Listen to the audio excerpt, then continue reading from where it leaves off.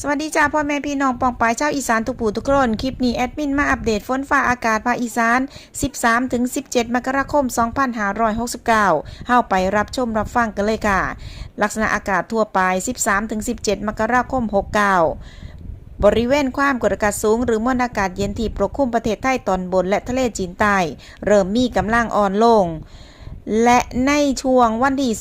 15-17 มกราคม 69จะมีคลื่นกระแสลมฝ่ายตะวันตกจากประเทศเมียนมาเคลื่อนเข้าปกคลุมตอนบนของภาคเหนือและประเทศลาวตอนบนลักษณะเช่นนี้ก็สิส่งผลให้สภาพอากาศของภาคอีสานจะมีอากาศเย็นถึงหนาวกับมีหมอกในตอนเช้าและจะมีหมอกน้ำบางพื้นที่โดยอุณหภูมิจะสูงขึ้น 3-5 องศาเซลเซียสขอให้พี่น้องที่ขับรถผ่านบริเวณที่มีหมอกหนา